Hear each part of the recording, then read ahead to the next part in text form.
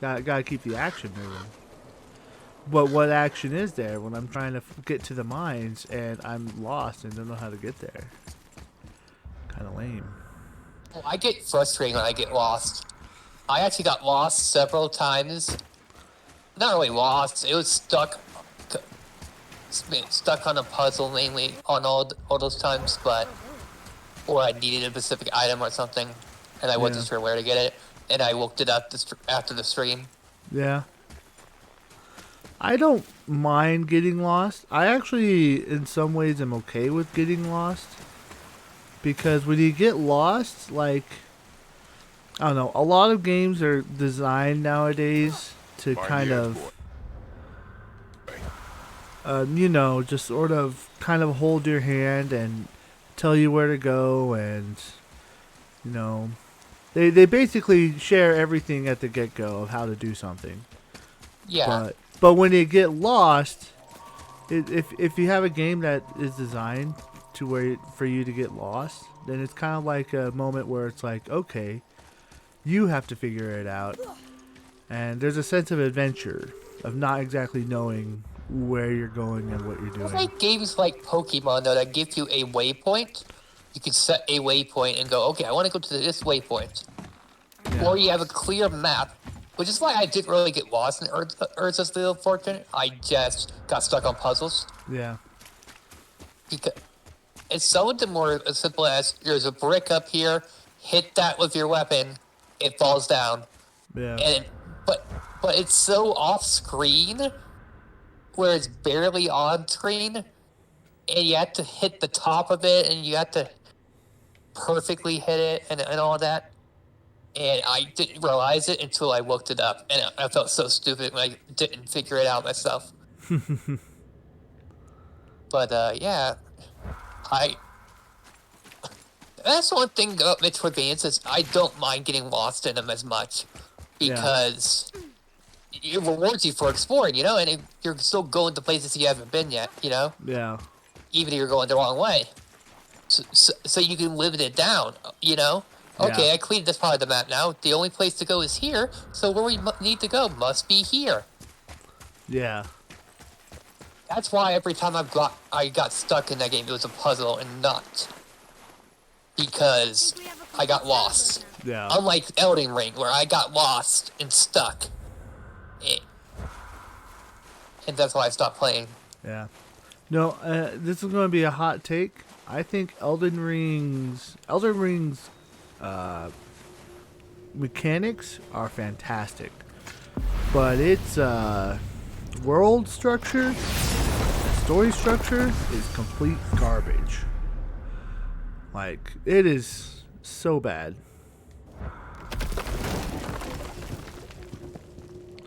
Like, I haven't finished Elden Ring. I've watched a lot of YouTube videos on it, and just a little, even the little bit I've played.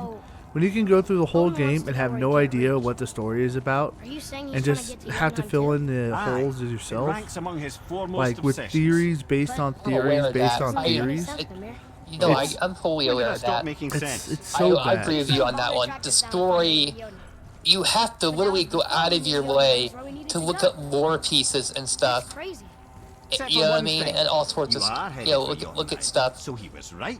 And here's what's crazy is that even the lore pieces and stuff, right?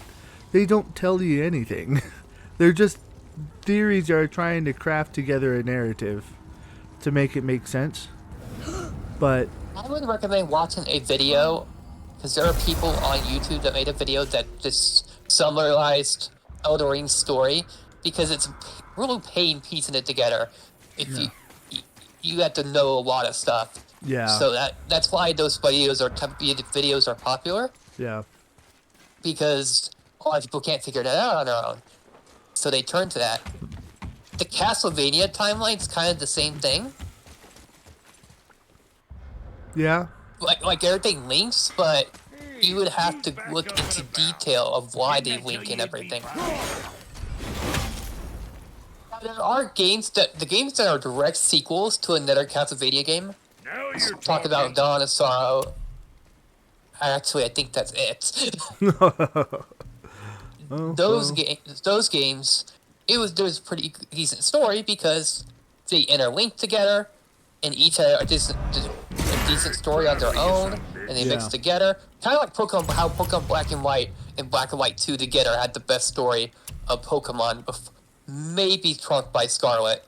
Yeah. But Be too careful. that's why. So yeah. But I play for the gameplay anyways. I don't really play for the story, and to be honest, if a game's story is good, but if that's all it has, Son, then I'm sorry, but I got can't something really else play in that. mind? You know? Yeah. Well, I mean, there are a lot of games with a really good story, but like only okay gameplay. Like, I would argue this might be a hot take. Uncharted and Last of Us, even like, They have good gameplay. huh? They have great gameplay though. I would say that their gameplay is decent. I would say like their story is a 10 out of 10, even an 11 out. Like Last of Us, 10 out of 10, 11 out of 10. The story though, the gameplay, I'd have to give like a 7 out of 10. So decent, but like it's not on the par, right? I would say Uncharted multiplayer was a 9 out of 10 to 10 out of 10 before 4. I did not like what they did with Force. Yeah. So I didn't play.